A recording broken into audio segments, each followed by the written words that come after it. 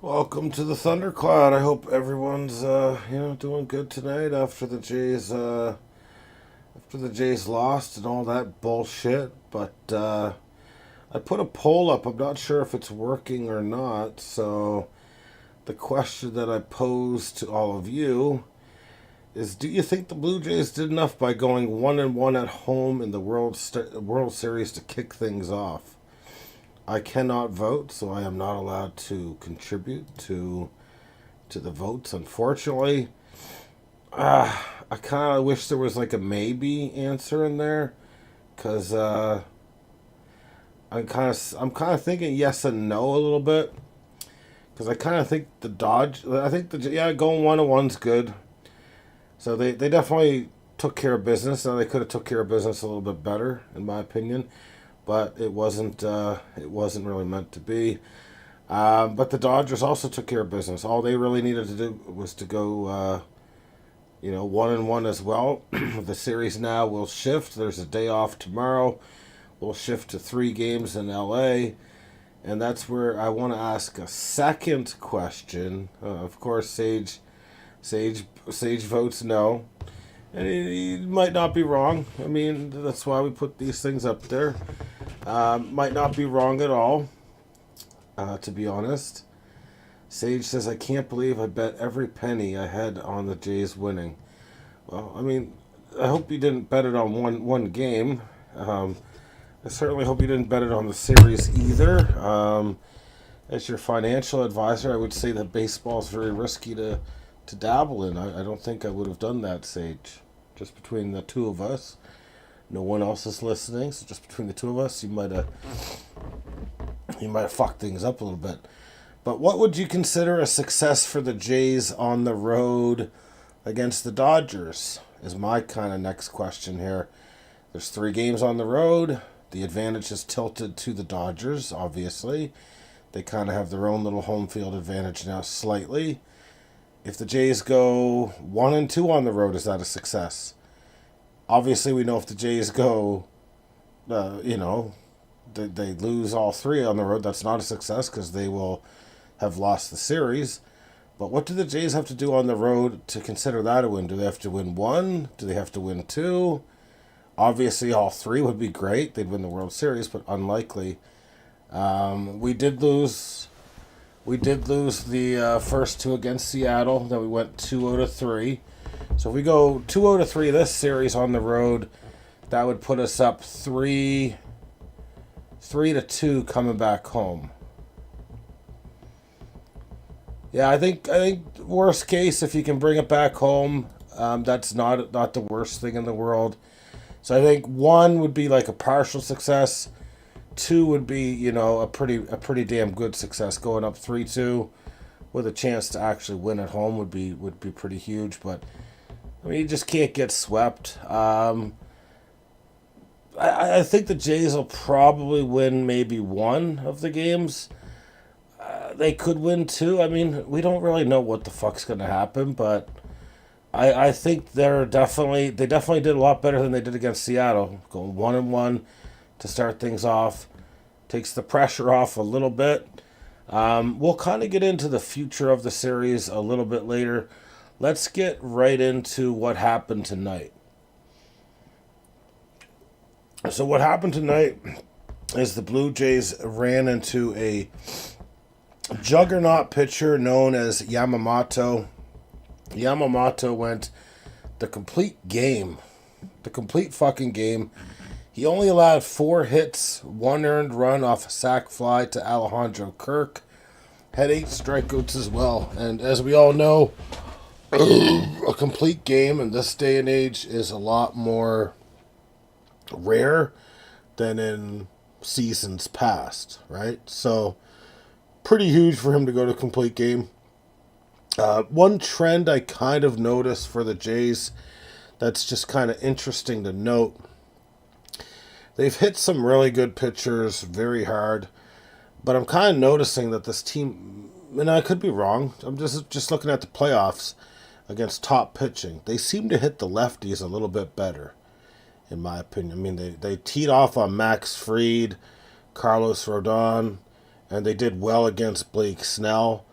So, and I mean, not to say they didn't do bad, bad against like Logan Gilbert and that sort of thing, but you see a lot less lefties, so they seem really in tune against the lefties. Whereas against righties, maybe they're a little susceptible to sliders. I'm not really sure. Maybe splitters. I really don't know, but there's something there against lefties that the Jays they see the ball or something. But again, I could just be talking out of my ass. Kevin Gossman was great tonight. The stat line does not really do him justice. I mean, he had 3 earned runs in 6 2/3 of innings pitched. He gave them a chance to win. The only problem was he had at one point put down 17 in a row. Then I think he let a home run or two. I think one of them, yeah, he let 2 solo shots in the 7th inning to Will Smith and then Max Muncy. So, I mean, that's a blemish there. But before that, I mean, he was pitching toe-to-toe with Yamamoto. I mean, I think it's a great game for him. We had a chance to win. Louis Varland came in, allowed 2 earned runs in 2/3 of an inning. Even though the guy can hit 101, seems like sometimes he's susceptible to be hit. Didn't walk many, which is fine. But, I mean, didn't really take care of business. The bullpen the rest of the day was okay, but, we end up losing 5-1. Not the end of the world, as we kind of stated. 1-1 after 2 games is not the end of the world. Stat-wise, we only had 4 total hits, like I said. Hits coming from Ernie Clement, Vladimir Guerrero, Nathan Lucas, and George Springer.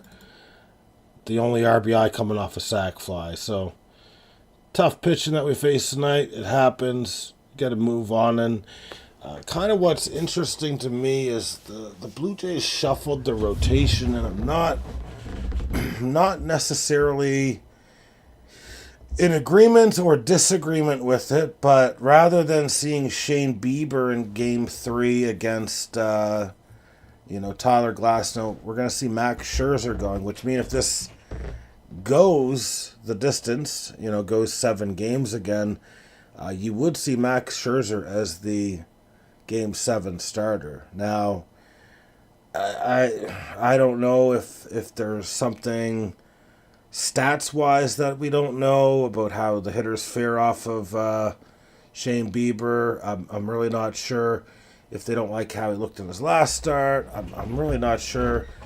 I would have probably went with Shane Bieber here. Maybe they think that Max Scherzer's got one last adrenaline surge in him. Or it might just simply be matchups. Maybe he does better than Shane Bieber against, these guys, because there probably is big sample sizes for both against these hitters. Tyler Glasnow, like I said, great pitcher when he pitches. Problem is he doesn't pitch, but that's not a big deal right now because we're in the playoffs now. So this isn't fantasy league where he's going to pitch, 120 innings and disappoint you fantasy-wise. This is going to be a real tough pitcher to pitch. I mean, 6'8", throws hard. Multiple pitches. Max Scherzer doesn't throw as hard as he used to, but he was revving back a little bit. I think he might, he's going to feel the importance of the game. He's going to understand the game. And worst case, I mean, you get him out a little early, bring in Eric Lauer or what have you. I do think that Tyler Glasnow and the Dodgers will go up 2-1 after this game. I'm not going to get into the games after that because I don't think there's really any point to. The only kind of question I have is, like, Game 5 right now. So, Game 4 is Shane Bieber against Ohtani. That'll be interesting to me. I think Bieber overall in the career is better than Ohtani. So, we'll see what happens there. So, you could potentially see a 2-2 there. But then, what do you do in Game 5? Are you just going to keep everything as is? Or are you going to consider, like, and I don't even know if it's possible. I don't know. I'm just kind of guessing here a little bit. Are you just going to go with Trey Savage on the road? Or are you going to maybe trust to bring in Kevin Gossman here and then put Trey Savage back at home? I don't think Trey Savage has pitched a road playoff game yet. So That's why it was interesting to see him go in game one. My guess is they'll put Trey Savage on the road. It was more so Kevin Gossman saying he didn't feel 100%. Looked great tonight, but we'll see what happens.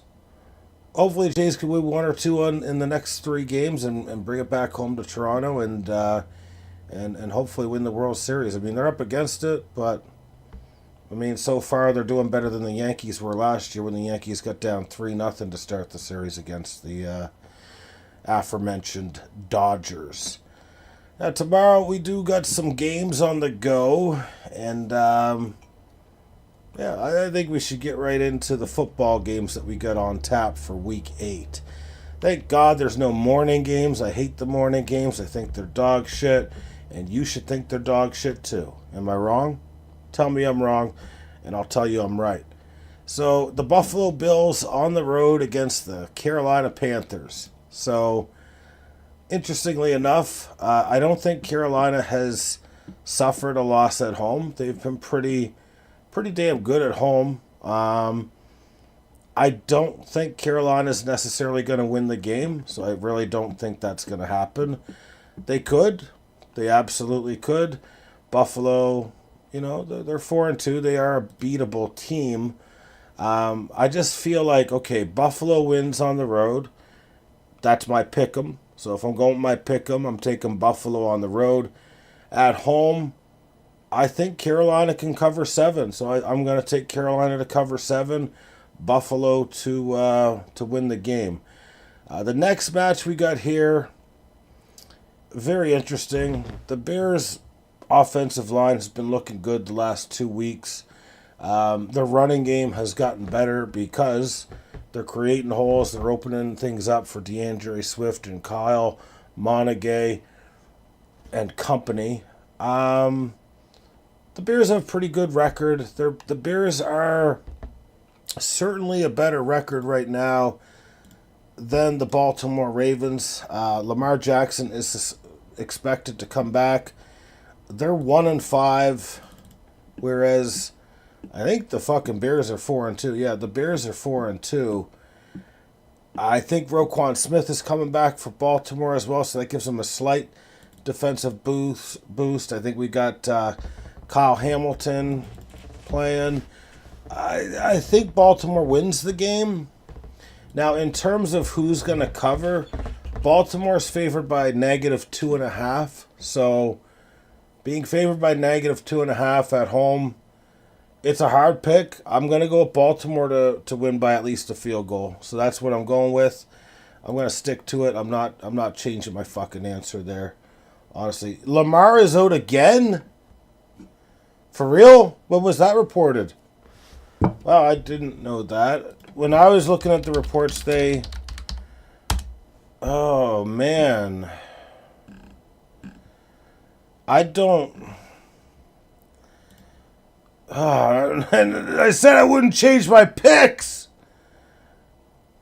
Man. So there was a report saying he would play, but for some reason it changed to out. So is he out for real? Because if Lamar Jackson plays, I think they'll win. And I think they would cover the 3. If they don't, then I have no... I gotta quickly just check the status of Lamar Jackson. Just give me a second here. That's that really puts a wrinkle in my thoughts a little bit. I don't even know who their fucking backup quarterback is, if I'm being honest with you.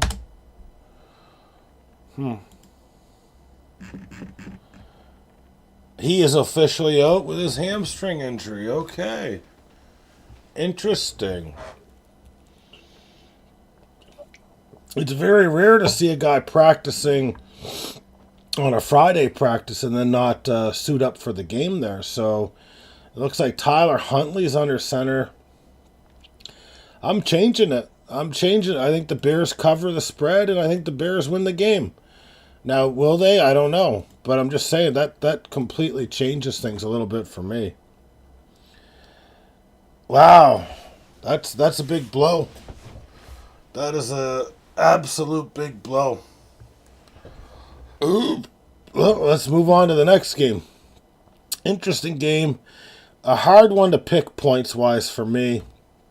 Cleveland Browns on the road against the New England Patriots. Well, it's kind of easy to say. I think New England's going to win. I really do think New England's going to win. I think Drake May is a superstar in the making right now. So I'm gonna take New England to win. In terms of the cover, 7 points is a lot to cover.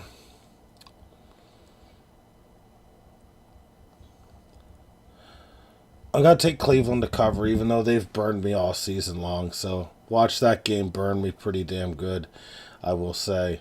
You got the Miami Dolphins on the road against the Falcons. I like the Falcons to win. Do I like them to cover by 7? I actually don't. I'm going to take the Dolphins to cover the 7-point spread, even though the Dolphins fucking suck. No, let me change it. Let me just consider this one a little bit. I just want to take a bit of a deeper dive. So the Dolphins are negative 65 with their point differential. I know they're without Darren Waller, obviously Tyreek Hill. I don't know who they've got really to catch the ball here. Let me just take a look at Atlanta. Negative 10 differential. A good defense. Offense, kind of not there. I feel like, Atlanta's going to win the game. I don't think they're that type of team to really win by 2 scores, though. So I'll take Miami to keep it close. We'll see what happens. I'll take Miami to keep it close. You got the New York Giants on the road against the Philadelphia Eagles. Okay, so pretty sure the Giants upset the Eagles the other week. Now, a 7-point spread, so the Eagles are projected to win by 7 or more without A.J. Brown. I like the Giants to cover. I like the Giants to cover pretty much everything. So this is a bet I feel pretty solid with, especially since they're division rivals. Jackson Dart, focus on not turning the ball over. Get after Jalen Hurts' ass. And I think you guys can keep it close. So I think it's going to be a close game. I think the Eagles will win the rematch, though. So I take the Eagles to win and the Giants to cover the 7-point spread. And then we've got a bit of a disaster game here. We've got the Bengals, though, fresh off a win against the Pittsburgh Steelers. In a close game, obviously. Rodgers drove down late to take the lead, and then they won with a walk-off field goal. I feel like the Bengals at home, they're really trying, man. They really want to keep their fucking season alive so that Joe Burrow can come back. I mean, you've got the Steelers, who we'll get to shortly, going up against the Packers. So I do actually think this is still a winnable division for the Bengals. It's just, man, if Joe Burrow wasn't out for 3 months, he was out for 2 months. I actually think that the Bengals would be like the winners of this division, but it's not the way it's meant to be. I agree with Sage here. I don't think the Bengals are losing this game. I think Joe Flacco, the talent he's got around him, even if he throws 1 or 2 picks, they'll be able to take care of business. Justin Smith, or whatever the fuck his name is, JJ fucking Fields, Justin Fields, he was just demoted. Tyrod Taylor's their starter. I do think Tyrod Taylor will offer a bit more consistency than Justin Fields, but ultimately, I like the Bengals to win the game. I don't know if I like them to cover the 6-point spread, though. It's really tough to say just because the Bengals' defense is complete garbage. I'm not really sure what Breece Hall's been up to this year. I suspect he hasn't been as good as years past. It's really tough to say. I feel like... Sauce Gardner's out? Alright, that's all you had to say, man. Bengals will cover the 6-point spread. Thank you, Sage. Thank you. And please point out any inactives that are notable that I might not understand. Oh, Garrett Wilson's out too? Oh, okay. Yeah, the Bengals aren't going to lose that game. So the Bengals should be able to pull to 4-4 and geez, man, December's not that far away after that. It's really not that far. And I think they must have a bye week coming up at some point soon. Let me just check T. Higgins on my team here and see when their bye week is. Bye week is week 10. So they've still got their bye to go too, right? So very, very possible that they can actually get back in this division fight. I feel like Baltimore needs to win. And even if they win, they might still be out of it. But if Baltimore loses to the Bears, they're eliminated, in my opinion. Because I think the Steelers are playing pretty good ball. The Bengals aren't playing very good ball. But if they can just keep their heads at about 500 till Flacco gets back, or not Flacco, Burrow, sorry, they can definitely win that division, in my opinion. We got 2 weeks until the trade deadline, Sage says. Gonna be interesting. It's not the best trade deadline in the world, the NFL. You'll see some guys go. The problem with the Bengals, though, is they've got some defensive, like some, not, well, they've obviously got defensive woes, but they've got woes in areas where you can't really trade for. Like, you can trade for a wide receiver, right? You're not ever going to see an offensive lineman of any stature traded at the deadline, and they need offensive linemen. They're going to have to build that shit up, man. You're going to have to protect Joe Burrow at some point. You got to protect your investment, in my fucking opinion. I don't know. I don't think that the Bengals will trade Trey Hendrickson. I really don't. But, yeah, I don't think they do it now. Now, if they had lost last week and then this week or something, then yeah, I think they would. But I don't see them trading Trey Hendrickson, honestly. Yeah, and the only way you're doing that is like Trey Hendrickson, and in season, I think the trade's too complicated because other teams don't typically have the cap space to absorb it, especially usually the contending teams don't have a ton of cap space because they don't manage the cap quite like the Green Bay Packers do. All right, let's get to our next game here. This is an interesting game. Houston Texans favored to win by 2.5 points at home against the San Francisco 49ers. So before I proceed, I'd like Sage's input on who's going to win the game.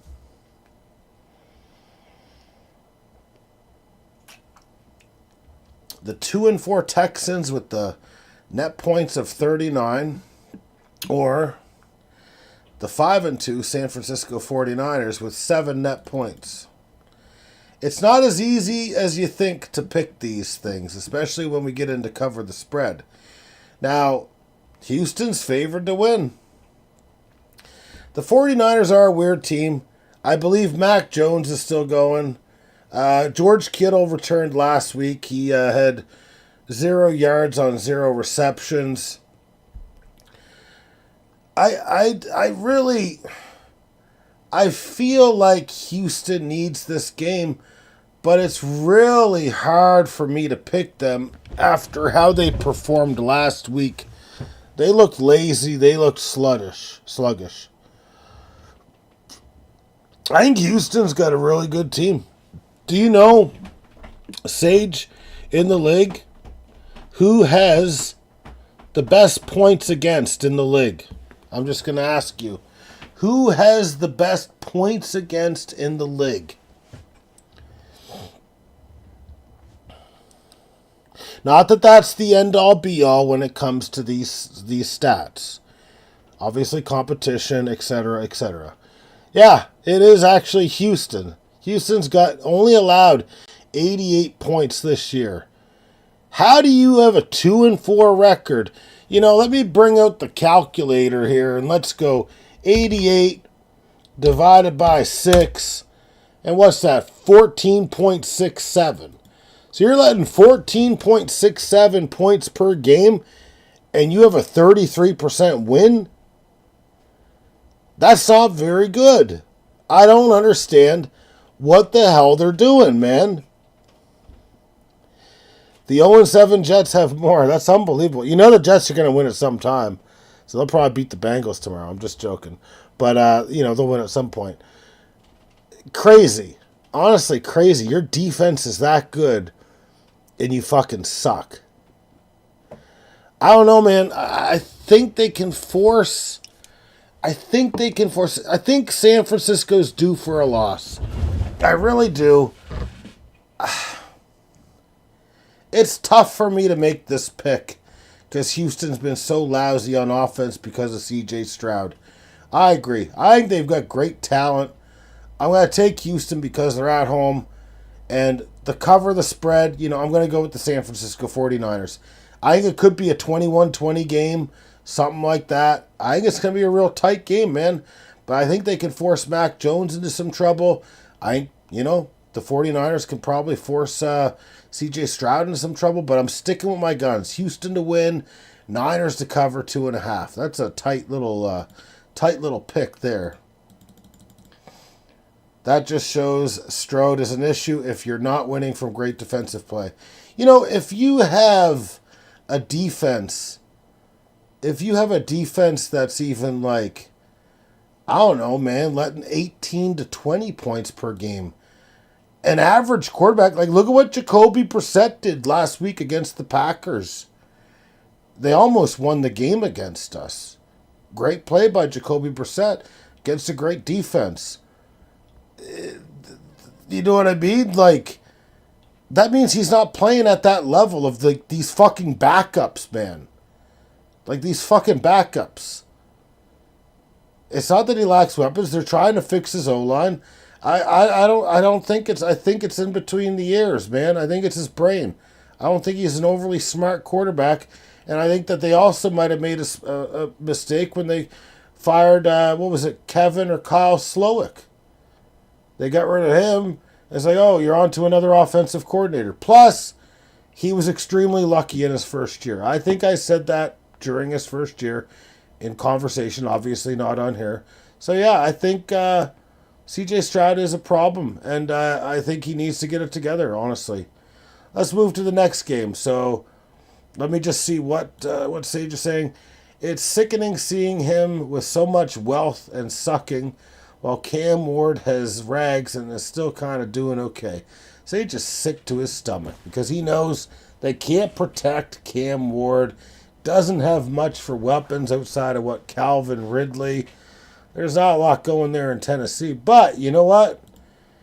You keep that pick in the top 4 and things can happen. Things can happen with top 5 picks.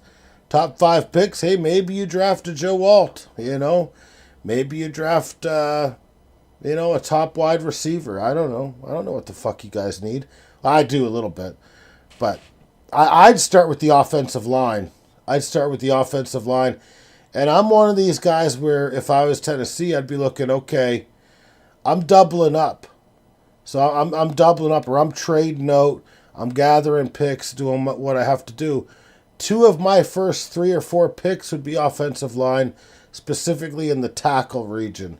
Because I could take a right tackle, a left tackle, and if they don't pan, I can move them to left guard, I can move them to right guard, etc., and then they've got a bit more diversity. So I would definitely go that road as well. All right, the next game we got the Bucks coming off a loss on the road against the Saints. The prediction in this game is for the Bucks to win by, I guess, 4 or more. They got to cover -3.5. I like the Bucks to win. I don't care if they're banged up. I know they're in a tough environment against New Orleans.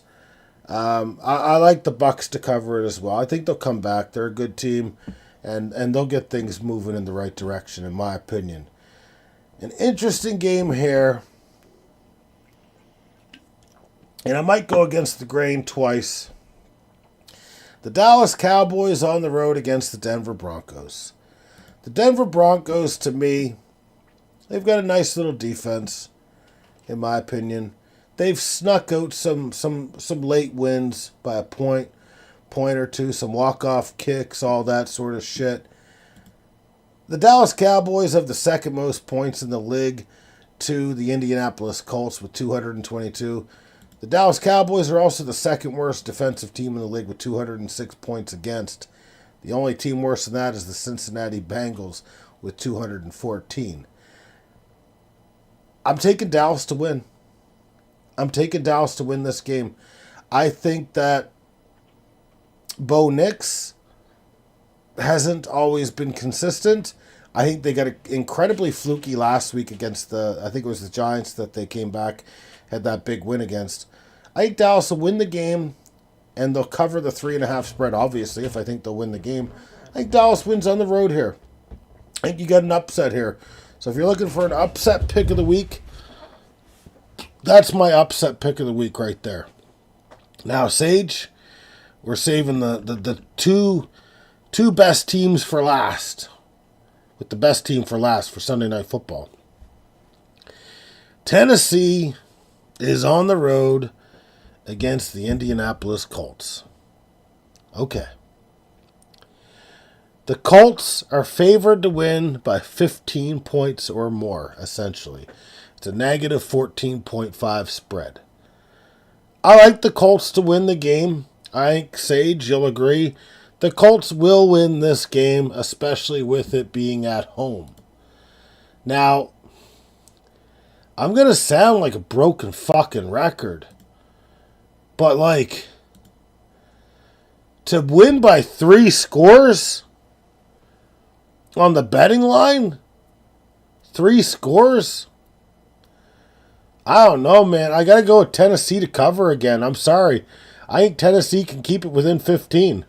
Call me crazy, but like I actually really like this pick. And that means Tennessee's going to lose again. Ridley's out now. Oh, okay. It's still hard though, man. It's still hard. These are professional fucking teams, man.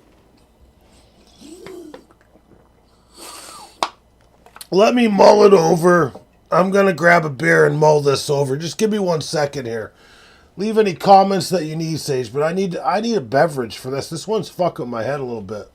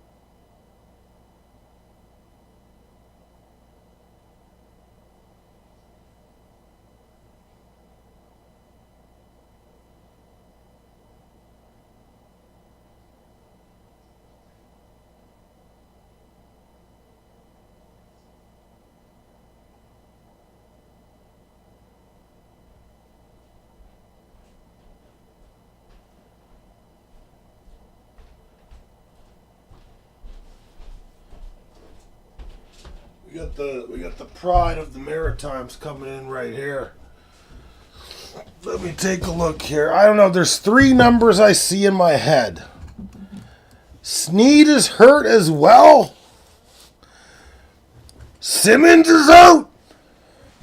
Jeffrey fucking Simmons. Okay. In my head, when I went to piss and take a beer, I saw 14, and I was like, you know what? I'm going to say Tennessee's going to lose by 14 and be that little fucking asshole for making a pick and say, yeah, you're going to sneak right in there. I'm going to have to go with the Colts. The Colts win by 17 or 21. I got to go with it now. Sage just giving me too much intel. And, yeah, that's really interesting. You want them to lose, though, man. So you're happy about this, I would assume. No? You want them to lose. I got to take a quick look just at the injury report for the Packers. What is going on with Devontae Wyatt is my big question. Because Devontae Wyatt, I mean, it's not a game changer as a... shit, I think he's rolled out. Just give me a second here.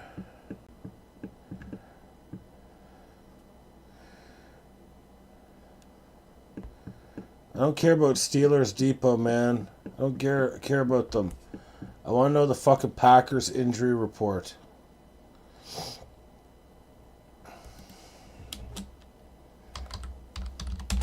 Have to start following Rob Demovsky. Oh wow! So Devontae. Okay, this is interesting actually. I'm gonna break down. So we've got a great game on tap tomorrow for Sunday Night Football. We've got the Green Bay Packers on the road against the Pittsburgh Steelers. It'll be the last time, unless they were to beat in the Super Bowl, most likely, that we ever see Aaron Rodgers play the Packers again. The only thing I don't like about this is before they made the schedules, they did have like good intel that Aaron Rodgers was going to be coming back. Now, it was not confirmed, but pretty much everyone knew that like he was going to be coming back. It just seemed like a formality, right? So I wish they would have put this one in Lambeau. I feel like that would have been a good way to send Aaron Rodgers off. You know, like not send him off. The season's not over, but like, you know what I mean? It would have been better at Lambeau than in Pittsburgh, where he's only spending 1 year of his career, essentially. So I think they did get that wrong, and in my humble opinion. It pisses me off a little bit, but it's going to be really fun. It's going to be honestly just an awesome game, in my opinion. I can't wait for it. I just want to check what's going on. So we got questionables. Devontae Wyatt, questionable. Christian Watson is questionable, which is crazy that he's questionable. He might be back already. He tore his ACL, I guess he'll be back this week or probably the week after. They already activated him, so that'd be a big go if he's back. Brandon McManus is questionable. Matthew Golden questionable. Warren Brinson questionable. Defensive lineman Lucas Finesse and Dontavian Wicks rolled out. So Packers continuing to be injured at receiver. I think we'll be okay there. I'm just trying to see if they think Watson's gonna play. Because if Watson's gonna play, that'll be pretty huge. I guess we'll have to see. We've got the intel that we need. So here we go. It's not really a pick'em matchup. It's somewhat of a pick'em matchup. Packers, best team in the NFC, are favored to win by 3 or more against Pittsburgh, even though they're on the road. I'm not being biased. I think the Packers are the better team. Whether that means anything remains to be seen. I feel, and I really do feel like Micah Parsons has been great all year. Do you know that Micah Parsons has been double teamed on 61.6% of the snaps, most in the NFL, yet he has the most pressures, and he has not played the most snaps because he was on a snap count to start the season? This guy's incredible. Got 5.5 sacks so far this year. His sack count was low. He had 3 last week. Should have been 4, but, you know, the hip drop tackle, that sort of thing. I just feel like Micah Parsons coming off the edge, Rashawn Gary coming off the edge. Our defense plays fast. Aaron Rodgers plays slow. I expect them to get after his ass and drag him down to the dirt a few times. Even though he's going to get the ball out quick, I think we'll have some exotic looks for him. I don't think he's going to be ineffective whatsoever, but, you know, I really do think Micah Parsons will have at least 2 sacks in this game. I feel like they should be able to force a pick or two. A lot of my question marks aren't in that regard. My question marks are, how is Jordan Love going to do against, you know, Alex Highsmith and TJ Watt? This might be, you know, the 2 best teams or 2 of the top best teams for defensive end combinations in the league. Because I think Rashawn Gary's going over 10 sacks this year as well. Alex Highsmith's a hell of a player too. So, but I feel like the secondary of Pittsburgh isn't 100% there. I feel like our secondary plays better, especially as a team. Can we get our running game going? That's a question. How has Cameron Hayward been? The rookie that they drafted, I'm not sure he's been playing yet. Derek Harmon. They kind of got Nate Herbig coming off the edge. I feel like Josh Jacobs will be able to move the ball on the ground a little bit. Hopefully he's 100%. Last week they kind of nursing his knee a little bit, or his calf, I should say. I feel like the Packers win, and the Packers win by a field goal. I think at least a field goal, the Packers should win the game. So I'm picking the Packers. I'm excited. That's going to be a hell of a fucking Sunday Night Football game. That, to me, is just an amazing match. And, I can't wait to see Aaron Rodgers against the Packers. I just feel it should have been at home. But tomorrow, we got to take care of business, and we got to beat the fuck out of Aaron Rodgers. No offense, Aaron. Finally, we got a couple matchups on tap. And by a couple, I mean one. We've got Jaden Daniels injured yet again. Yet again for the Commanders. This is why I don't always like running quarterbacks. Get down.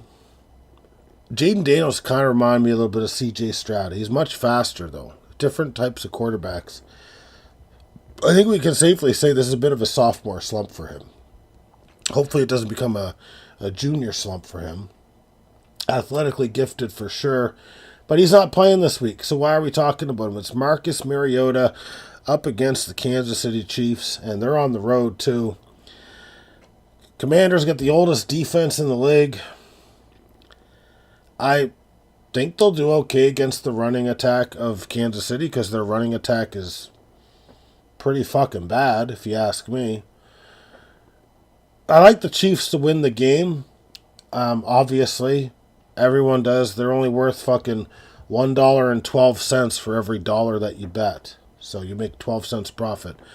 Now, the big question for me is there's an 11.5 point spread.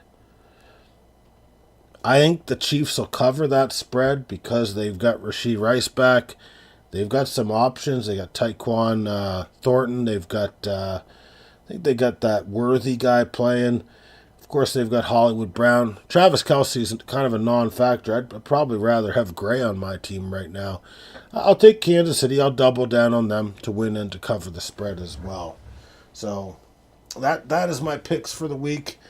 Sage, was there any egregious picks? Anything you were like shaking your head and being like, this guy is a complete and utter fucking idiot? Was there any of those moments when I was doing the picks?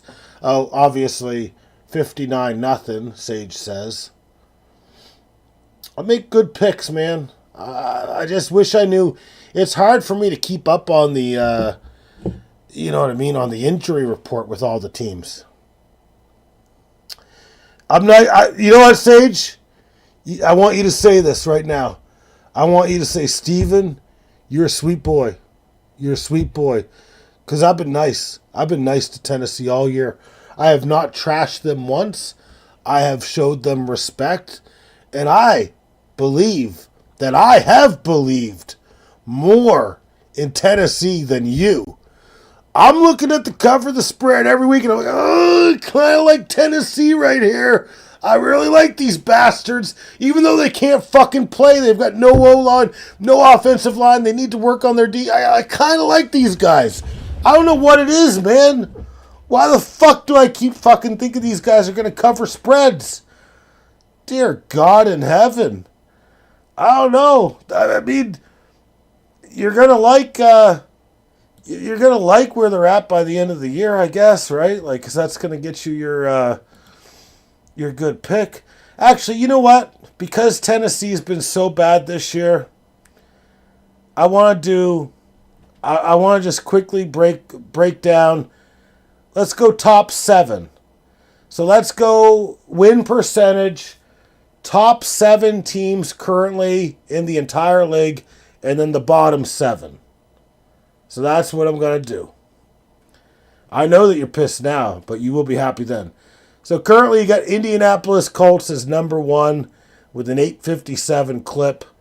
Then you got the Packers with a 750 clip. The Denver Broncos 714. Detroit Lions 714. The Los Angeles Rams 714. The New England Patriots 714. The Philadelphia Eagles 714.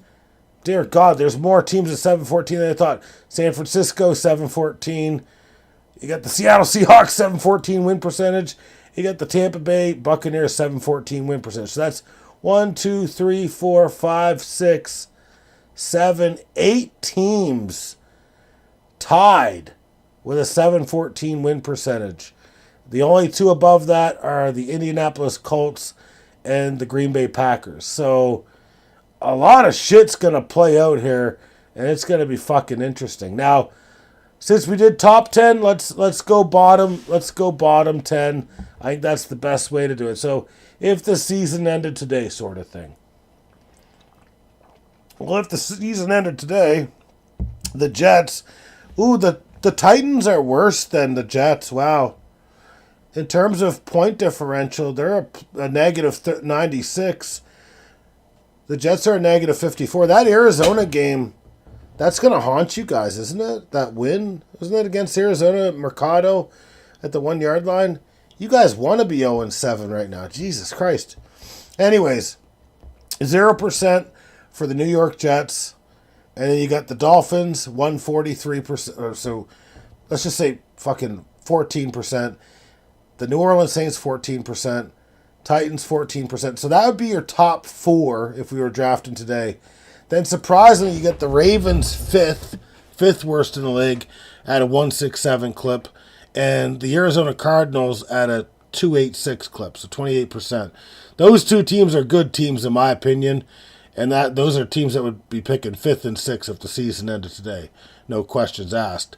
Then you've got the Cleveland Browns, Las Vegas Raiders, and New York Giants at 28.6. The only team I look at here that's actually good is the New York Giants. And then you've got the Houston Texans with a 33% win. So that's your bottom 10 there. Right now, Houston be drafting 10th, Giants 9th. Interesting to see. There's 3. Like I don't think the Giants are going to be winners or anything like that. They should have won last week. They should be 3-5. They're a good team though, in my opinion. And the Ravens should be better, but the defense blows. Arizona lost some heartbreakers. Brutal. And Houston, I don't know what it is with Houston. It's just crazy to see some of these teams in the bottom 10 right now. Jets are going to win a fluky game eventually, I do think. It wouldn't surprise me if they did it against the Bengals, to be honest. It would not surprise me. So it says the Titans realistically lose out. The only game they could win is against the Browns, which is doubtful, and the Saints. I think the Titans would lose against both the Browns and the Saints because the Browns have a very good defense. In my opinion, I respect the Browns' defense. I think the Browns have one of the best defenses in football. I really do believe that. I think, their points against total, if it's a little high, and it's not super high, is because their offense is so bad. You know what I mean? So their defense is on the field a bit more. I love what they do. So I think you'll lose that game too. The Saints tend to play pretty good football, in my opinion. So the Saints have really played tight. They played the Bills pretty tight. They play good games, man. So I don't think there's a game in which you're gonna blow out anyone or win by more than fucking 10 points. Yeah, probably. But no, I think that the Tennessee Titans. Let me just quickly look at those bottom feeders one more fucking time. The Dolphins are bad. Saints are bad. Tennessee's bad. We know Baltimore and Arizona are going to move in the right direction. I think kind of how it stands right now, worst case is you're going to be the 4 pick. I'd suspect you to be the 2 or the 3 pick or even the 1 pick, in my opinion. Because I think the Jets are a better team than all these bottom feeders. Even though they got no wins, they almost beat fucking Pittsburgh in week 1. Remember, it took Chris Boswell hitting a 60-yard field goal to prevent that. So, yeah, I definitely think it'll be a top 3. Now, you kind of want to get into a position now. I believe this is a quarterback draft or considered a good quarterback draft. So you kind of, if I'm a Tennessee fan, I want to lose enough to get in position where they're going to call and they're going to look to make a trade with you because they need a quarterback. I don't know who they is, but you can have a king ransom of picks if you if you do things right. Even if you're just trading back 3 or 4 spots, you can get a king ransom, man. So that's what if I was Tennessee, I that's what I'd be hoping is like I'm the number 1 or the number 2, obviously, because that's where teams are going to call, and that's where you're going to be able to make big trades. And I think those big trades are what's going to make you be able to actually turn your franchise around.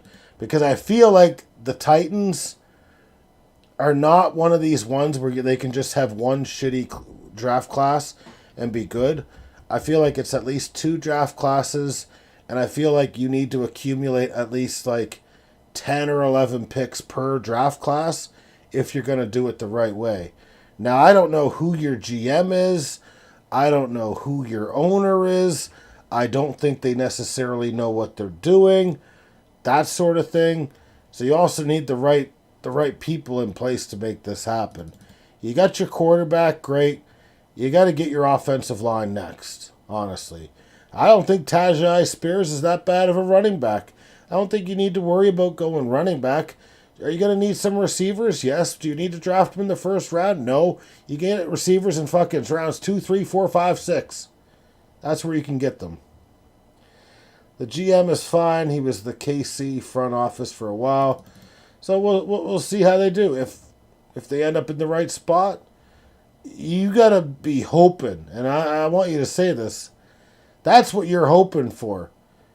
Correct? Is to end up in a position where you're the 1 or the 2 seed and you trade that pick away.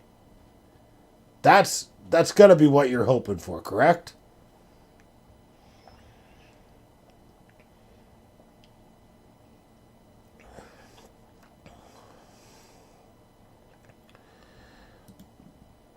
Do what the fucking what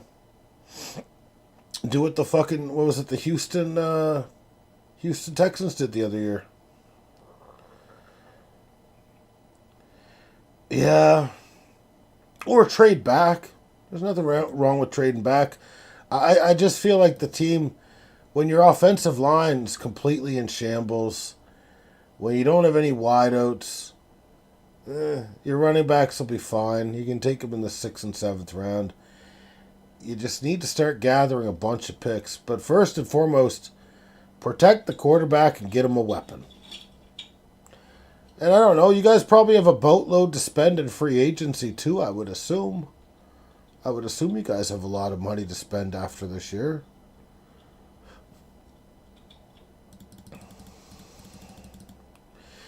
Yeah. Right tackle, like typically you don't want to draft a right tackle and move him to left tackle. Now maybe there's some exceptions. I don't know if Tristan Wirfs was a left tackle in college. He probably was. I think they profiled him as a right tackle, but he was able to remain, big body guy. Yeah. You normally want to go the other way. If you take left tackle, they're able to play pretty much all 4 positions if needed. Center is kind of the least likely one that they would play unless they've had experience actually snapping a ball and that sort of thing, right? All because he played, well, high school is not the same as college and is certainly not the same as the NFL. So not a great, if he couldn't play left tackle at Alabama, then definitely not the right move there. It'll get fun. It'll be a fun off season doing the streams and stuff because to be frank, I enjoy talking about this stuff more than I do about the games, man. So free agency is going to be fun when it comes. Right now, we'll enjoy the season. We'll savor every fucking moment of it. We'll savor the baseball season, what's left. But once baseball free agency starts, I'm going to be super pumped. The Chargers fucked up your draft. How did the Chargers fuck up your draft? Joe Alt had his name on a Titans jersey. Well, Joe Alt, Joe Alt was mocked to go to the Chargers, though, in that draft. I remember he was mocked pretty steadily to go there. So I don't know, man. I don't know. I'm projected to lose to the last place team. Why? I don't believe in these fucking projections anymore, honestly. These projections are fucking garbage. And the person that made them are fucking garbage. I gotta find a wide receiver for tomorrow. So who the fuck am I gonna add? Or no, I need a WRT. Flex. Huh. You know what, man? I might do something fucking weird. Let me just take a quick look here.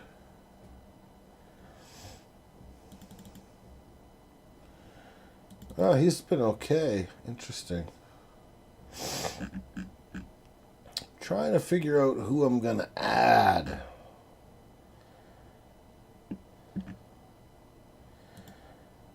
Let me just take a quick look here at my team. Sorry, I'm just going to do this so I don't forget before I hit the hay and all that shit.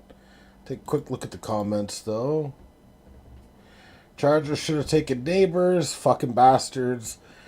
I mean, Neighbors is pretty damn good. I don't think Chargers fans would be disappointed if they had fucking Neighbors, to be honest with you.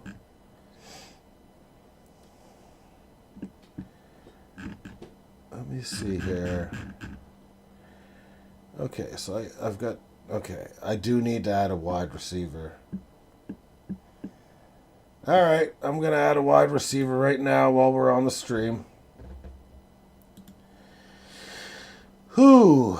Sage, how good is Eric Aomanor?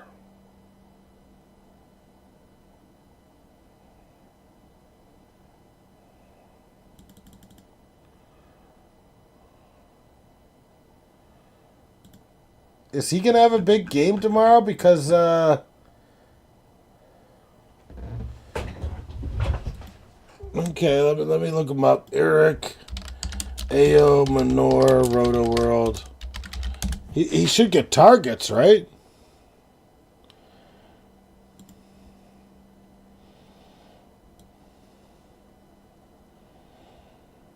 Well, you got Van Jefferson, too, though.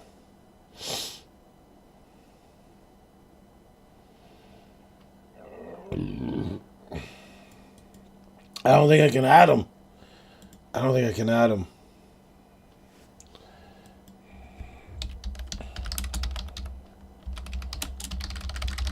We check Roto World for Xavier Legette.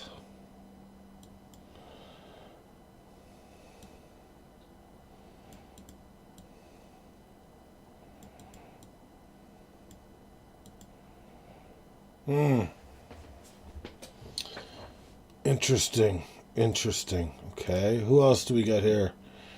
I think Josh Downs is kind of buried on that depth chart a little bit. Do like him, though. He's a good little slot receiver.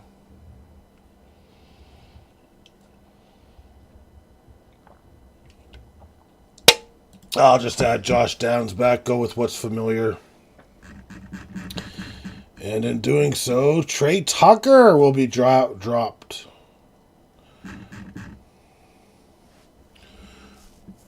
Okay, oh my god, because he's fucking questionable, I gotta drop 2 fuckers?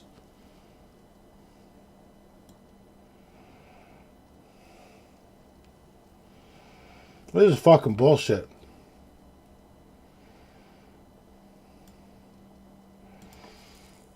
I gotta drop 2 motherfuckers right now. You gotta be fucking kidding me right now.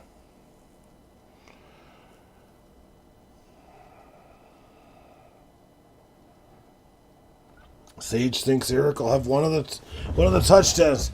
All right, so you guys want Devin White? Well, come get him.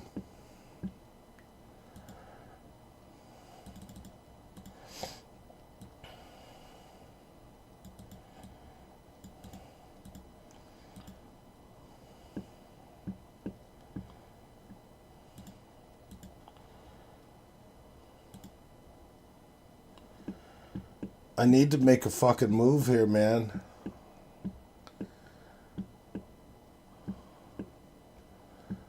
I don't trust... Oh, wait, never mind. I could just move A.J. Brown.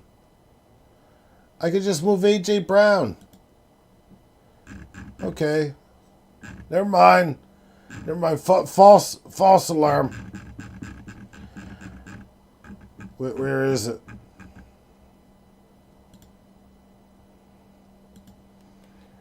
Okay. Christian Watson has been activated. And let's add Josh down.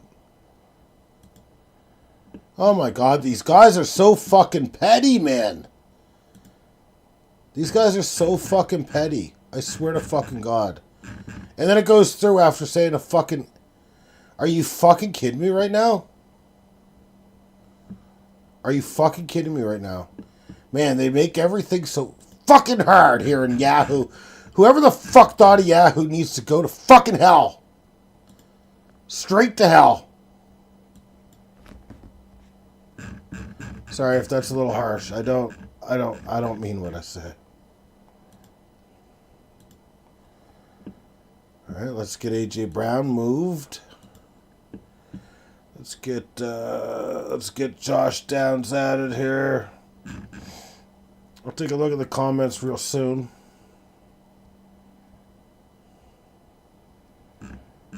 I don't think it was me. I think it was peer pressure.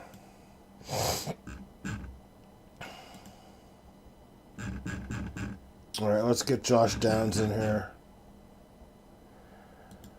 I'm just surprised. Why am I favored to lose this matchup?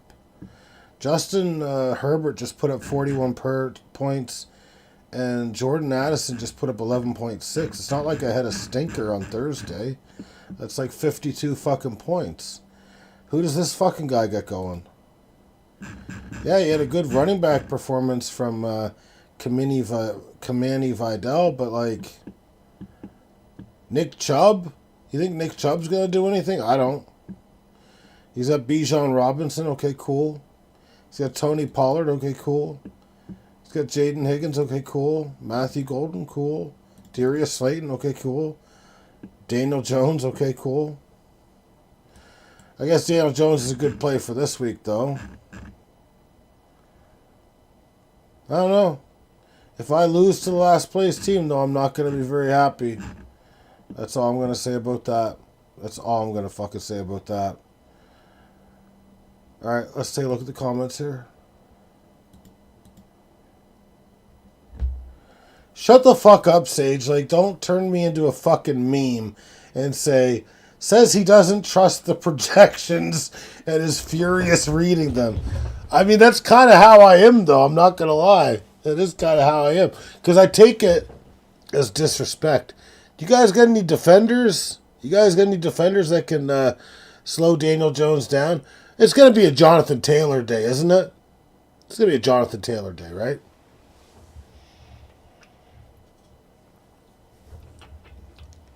I'm sorry, I'm not sorry.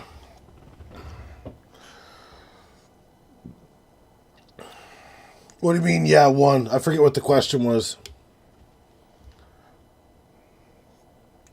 Cedric Gray is probably our best defensive player now.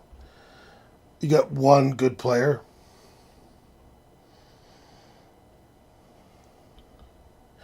Daniel Jones is dropping 60 fantasy points. Great. Great. I don't trust the bug-eyed fuck. I'm sorry, man. I don't trust him. As soon as I pick him up, he'll throw 4 fucking interceptions. And that's why I didn't pick him up. Do I regret my decision? No. Will I regret my decision? Potentially. But at the end of the day, I don't care. I'm done with this stream. I'd probably trust him this week. Sure. If we're streaming quarterbacks, absolutely. You know, I think Simmons will be back. I think he'll have a full recovery. He'll have a good night's sleep, take some NyQuil. I think he'll be back out there, to be honest with you. I think he'll absolutely be out there.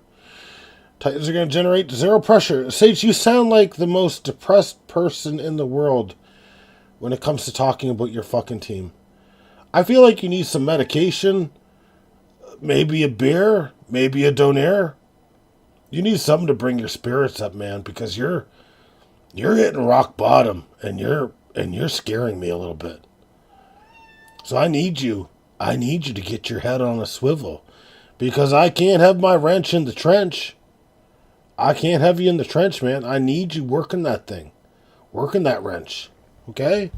We need that wrench on mufflers. Okay? So please, get yourself together. Get yourself together.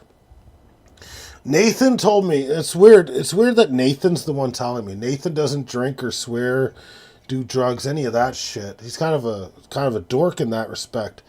Nathan was telling me tonight about this 999 challenge. Sage, have you ever heard of the 999 baseball challenge? I'll explain it to you if you don't know, because I didn't know until earlier tonight. So you got 9 beers, you got 9 hot dogs, and 9 innings. You know, I could do that challenge. I guarantee you I could do that. I just fucking start off with fucking 5 hot dogs. Then I get a little thirsty because of all the salt. I down a few. And then, you know, I just polish it off with a fucking 4 hot dogs at the end. That'd be my strategy. I'd go with the 5-4 split. That's how I'd do it. Fucking, I might even go 6-3. Might even go 6-3 like I'm Roy Halladay throwing a goddamn... It averages out to be 1 each per inning. That's not that hard, man. You're talking 2.5, 2 hours 45. I can do that, man. I could do that challenge. I'm telling you right now, I can absolutely do that challenge. Will I do that challenge? Probably. Probably do that challenge soon. Maybe I'll record it. Maybe I'll record it for the channel. No, I don't think... No, you don't have to stick to one per. You can get a lead, Sage. You can get a lead. So you can get fucking 4 or 5 beers in you. Eat a bunch of the fucking hot dogs. As long as you complete. There's no rules on how you do it. You come up with your own strategy. So I'd go the entire day without fucking eating. And then the 8 o'clock tips off. I'd be like, okay, you know, I could probably use, to prevent the hangover, 3 to 5 hot dogs. So you just down those sons of bitches. Man, you can down those real quick. Then you start getting the beer in there. And that's where it's easy for me. I mean, I could do 9 beer in 2 innings if I needed to. If need be. I do think at the end of it, though, you would probably feel like shit. You would probably feel like shit after it. Like your stomach would be extremely bloated. But it just, these are the worthwhile things people need to be doing in the world. We don't need to be fucking putting up picket signs and protesting. We need to be doing the 999 challenge. The dogs kick in quick. So are you saying you'd save the dogs till the end? When would you save the dogs to? How are you doing the dogs, man? How you doing that shit? I think I can do 5. Because, you know, I can eat. I usually eat before I drink anyway. It's good. No, these are not big dogs. These are just normal dogs, Nathan. Or, Sage. Normal dogs. Just normal. Nathan said they're about the same size. He said there was jumbo in the other one. Not big dogs. Just normal dogs. Just normal dogs, Sage. Because I'm going to do the challenge from home. I'm not going to a fucking arena to do this challenge. I end up spending like $300 or $400.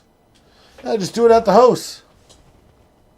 I'm not doing it. If I do it at the ball game, at the stadium, I'm going to end up puking on someone.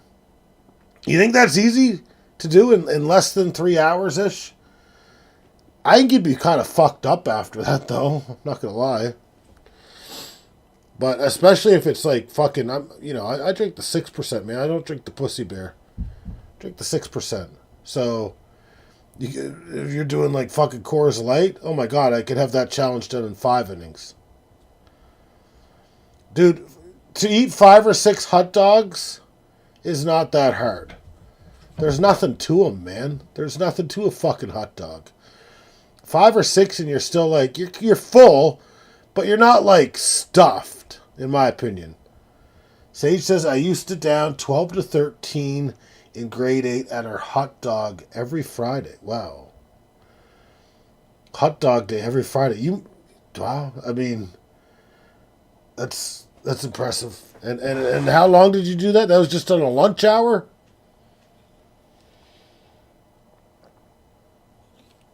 That's just during lunch that you're downing them dogs? Oh, they were given free hot dogs. That is a big mistake. I'd do the same fucking thing, though. I'd be going for it, man. Raise money? How are you raising money if it's free? Oh my God, Sage. Oh my God.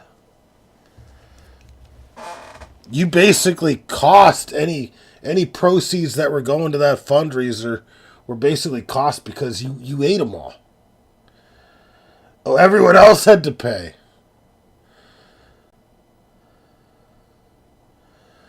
Oh, okay. There was a bit of a technicality if you were working it. Okay. Interesting. At 12 or 13, I mean, yeah, fuck, I'm trying to think how many I think I could do at once. I think I could do 10 at once. That's interesting that it actually worked out. That's interesting that it worked out. All the other grades had to pay. That's hilarious. So you guys fucking, man, you could just take advantage of it then.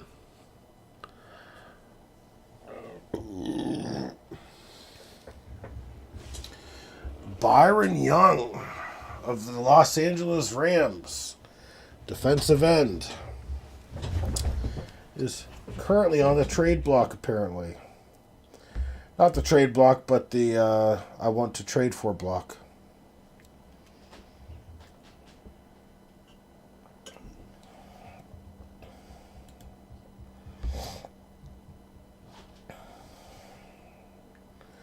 He can be yours with Derrick Henry is the reply.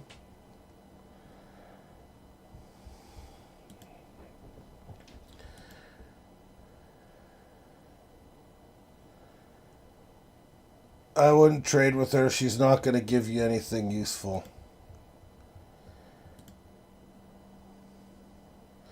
She'll offer you someone she's going to cut.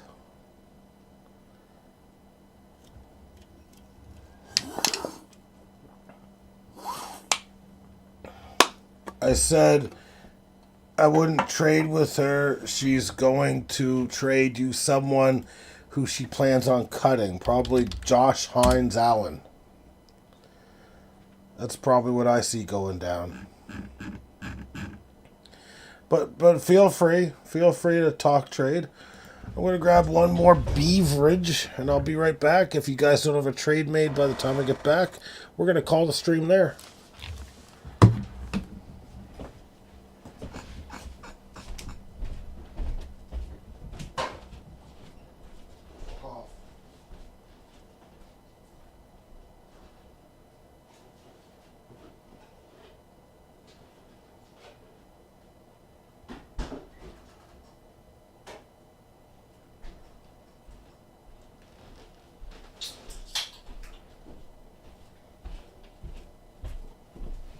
Let's see if any progression has been made.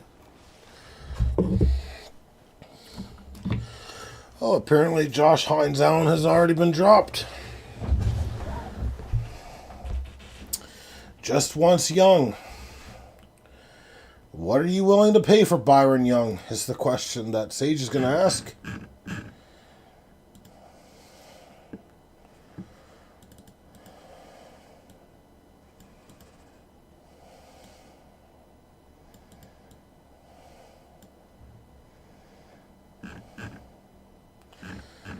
You're going to have to say what you're willing to trade to get him. Or vice versa.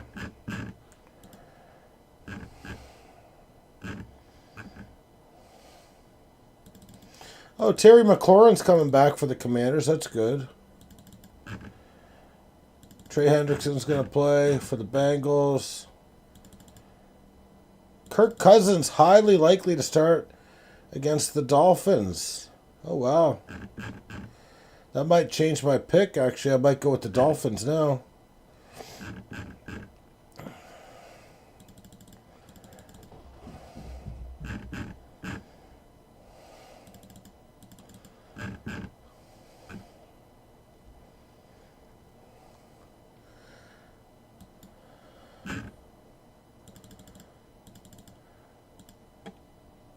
All right, so I believe that trade negotiations have stalled.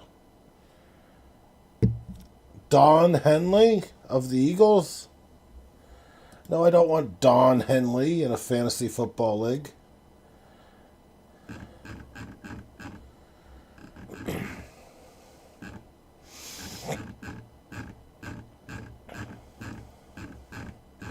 I'd have to take a look. I can't make a trade right now, though.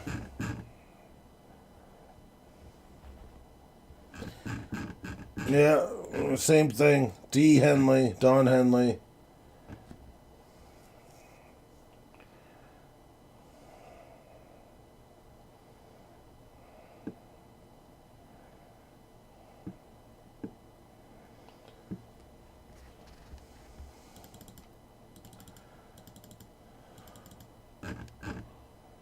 All right.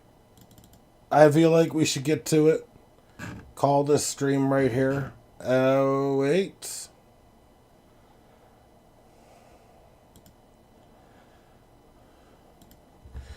All right, we got a question, Sage. Who would you want for Young? And then we've got a follow-up question that says, "Shut up, Steven." Love when the viewers are extremely abusive, but I can ban them whenever I want, and I will ban them whenever I want.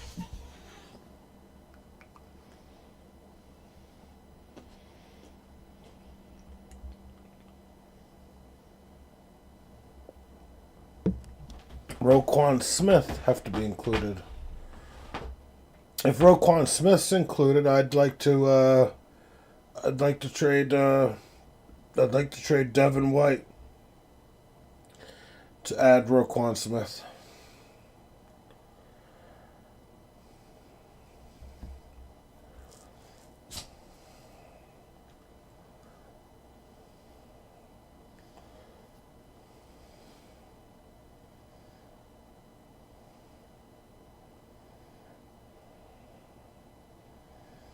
Oh, I can pencil it up a little bit, and I can add more. I can add White plus. I don't give a fuck, man.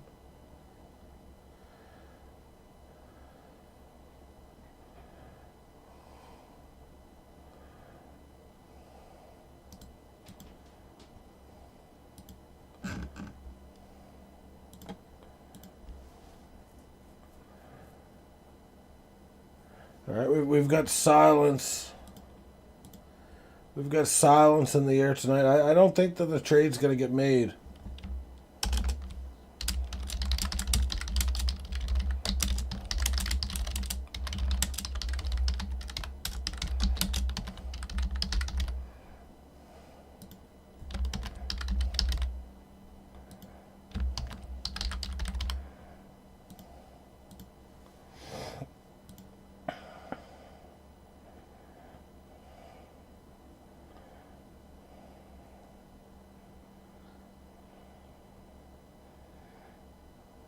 Sage says talks can be picked back up at any time.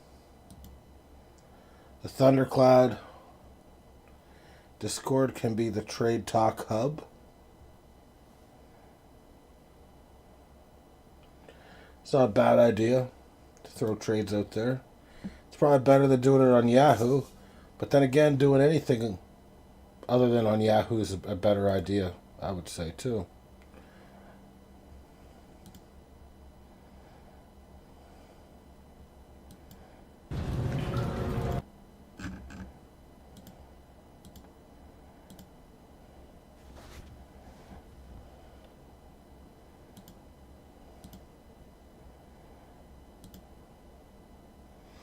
All right, guys, I think we got to call it. We got to call it here.